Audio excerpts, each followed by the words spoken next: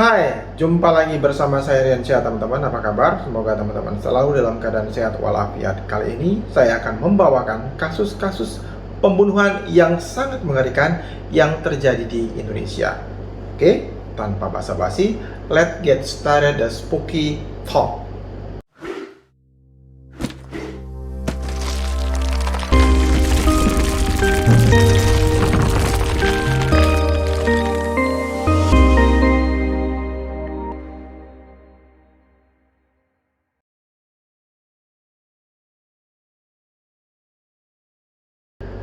Senin, pada tanggal 23 November tahun 1981, warga di sekitar Jalan Setiabudi, Jakarta Selatan, digegerkan dengan penemuan dua kardus yang berisi potongan-potongan tubuh manusia.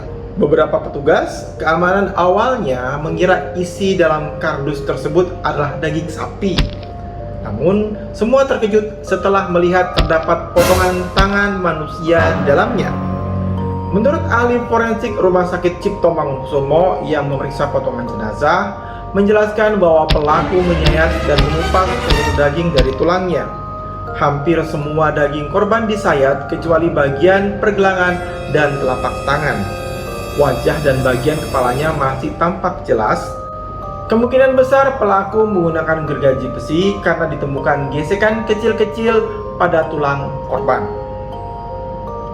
Dari hasil otopsi, diperkirakan korban berusia antara 18 tahun hingga 21 tahun. Memiliki tinggi badan sekitar 185 cm, tubuhnya tidak terlalu gemuk, tegap, dan memiliki tahi lalat.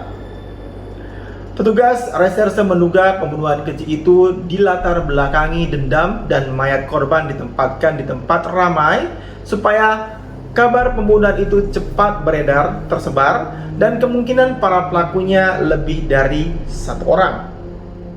Dan kasus pembunuhan ini belum terungkap hingga saat ini.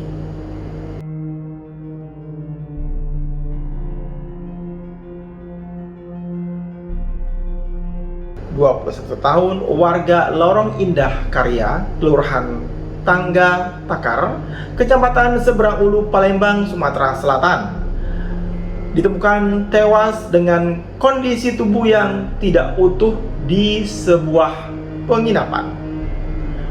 Pengurus penginapan Nurdin bin Arsan curiga ketika dia sedang menyapu lantai, dia mencium bau menyengat di depan kamar 06. Tanpa berpikir panjang, Nurdin langsung mengetuk pintu kamar itu, tapi tidak ada respon dari penghuni kamar.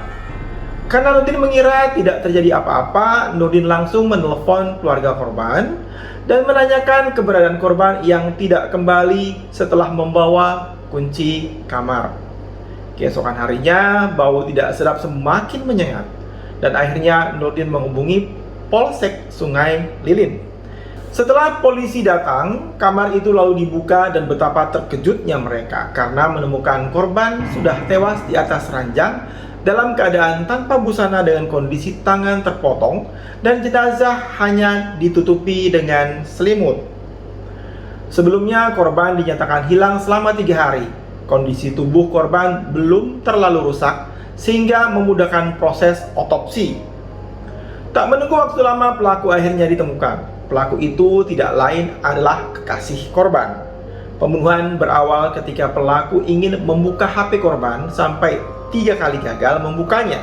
Korban memberitahu bahwa password HP-nya itu adalah tanggal jadian mereka. Tapi pelaku lupa dan tidak berhasil membuka password HP korban.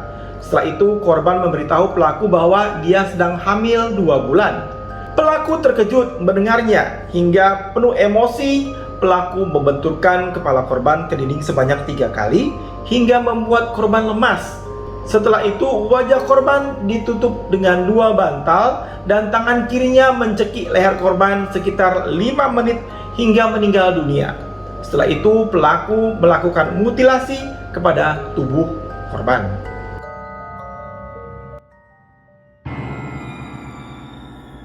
Pada tanggal 13 April tahun 2016 ditemukan tewas wanita yang sedang hamil 7 bulan di daerah Cikupa, Tangerang, Banten.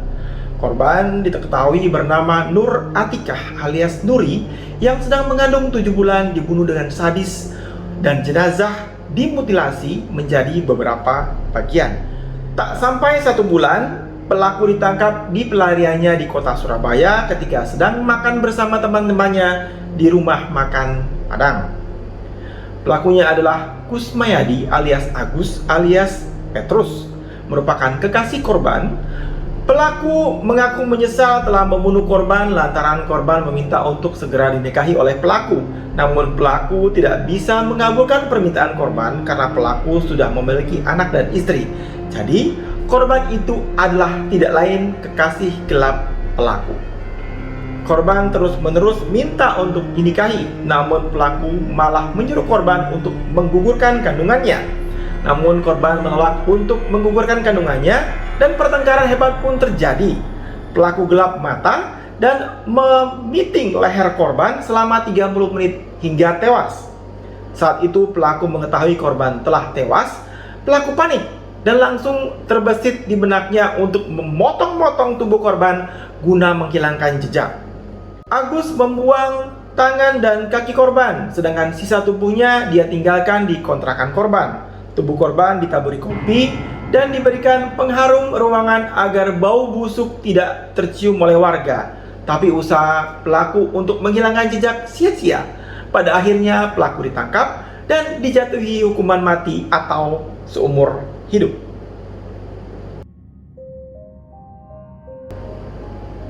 Sri Rumiati alias Yati, usia 48 tahun, tersangka pelaku kasus mutilasi dengan mayat ditemukan di dalam bus Maya Sari Bakti jurusan Kalideres, Pulau Gadung.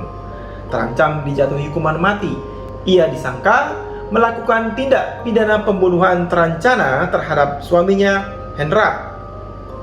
Yati yang telah mengakui perbuatannya nekat membunuh suaminya karena mengaku sering diperlakukan kasar. Yati membunuh suaminya dengan cara memukul kepala suaminya dengan batu ketika tertidur seusai dikerok. Jasad Hendra kemudian dipotong-potong menjadi 13 bagian dengan senjata tajam. Perbuatan itu dilakukan beberapa hari menjelang Lebaran di rumah kontrakan mereka di daerah Sepatan, Cengkareng, Jakarta Barat. Potongan-potongan tubuh Hendra itu kemudian dibawa ke terminal Kalideres, Jakarta Barat. Yati kemudian meletakkan potongan-potongan tubuh yang dikemas di dalam beberapa kantong plastik itu ke dalam bus Maya Sari Bakti, bus antar kota, dan taksi. Yati ditetapkan sebagai tersangka atas kasus pembunuhan terencana atas suaminya Hendra alias Burung pada 28 Oktober 2008. Kasus pembunuhan dengan mayat dipotong-potong atau mutilasi itu sendiri dilakukan beberapa hari menjelang Lebaran tahun 2008. Oke teman-teman, gimana tadi dengan kasus-kasus yang sudah saya bawakan? Pesan moralnya adalah ikuti aturan yang berlaku di agama kita masing-masing. Jangan pernah berbuat zina sebelum kita menikah atau resmi secara sah. Perbuatan seperti itu akan berujung seperti hal-hal yang saya bawa tadi. Semoga kita semua selalu dalam lindungan Tuhan Yang Maha Kuasa. Teman-teman, selesai sudah video saya kali ini. Semoga minggu depan kita bisa bertemu lagi dengan kisah-kisah yang lainnya, yang lebih seru tentunya. Jika teman-teman punya cerita atau pengalaman menarik, silahkan kirim ke email saya di bawah ini. Nanti kalau kita review kita review dulu. Kalau bagus, kita akan tampilkan di podcast saya berikutnya. Sebelum saya akhiri, jangan lupa untuk subscribe channel saya Riansyah Official, berikan komen dan like. Sampai jumpa.